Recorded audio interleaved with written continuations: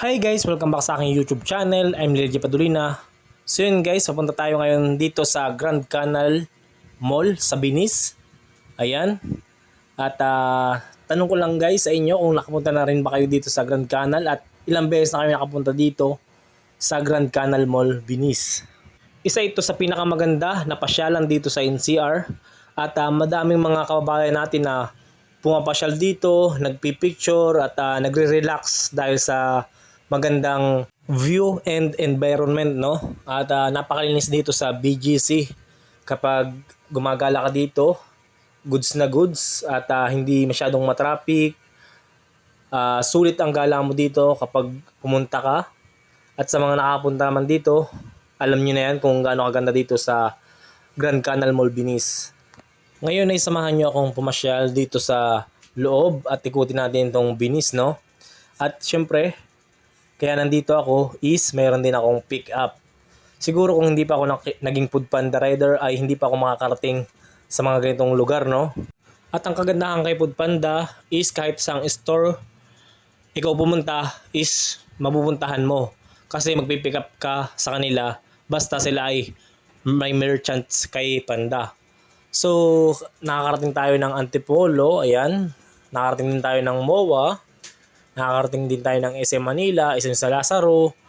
Nakakarating tayo ng Robinson Magnolia. Tapos Robinson Manila Place dyan sa Ermita. At sari-sari din yung ating napupuntahan bilang isang food panda delivery rider. At sinishare ko nga sa inyo kung ano ba yung mga naranasan ko sa araw-araw ng aking biyahe. Share ko lang sa inyo guys, nung service crew pa ako dati, hindi ako nakakagala-gala or hindi ako nakakalabas-labas kasi nga lagi kami may pasok at kung may rest day man sa isang linggo, isang beses lang. At yung rest day ko ay ang ginagawa ko noon is naglalaba ako ng mga damit at naglilinis ng bahay. Then nagpapahinga na lang kaysa gumala pa kasi alam niyo naman ang pagiging service crew is napakapagod.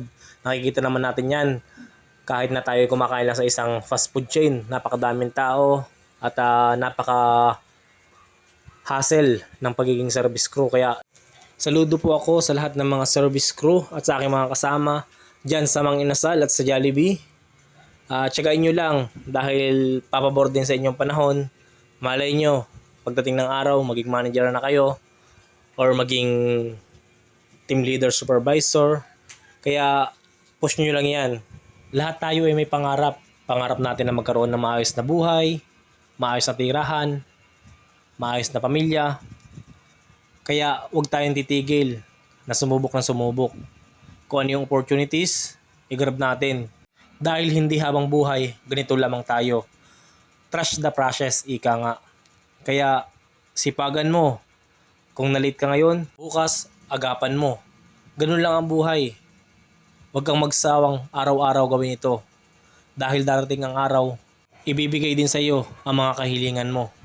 Basta samahan mo ng panalangin, sipag at tiyaga. Huwag kang matakot na gawin lahat ng to dahil wala namang mawawala. Huwag kang matakot na sumubok dahil dun mayroong napapala. Kaya ngayon, umpisahan mo na ng mayroong pagtsatsaga. Kung magkamali ka man, huwag mo itong ikahiya. Dahil ang mga nagpapatuloy, sila yung may napapala. Thank you for watching guys and God bless.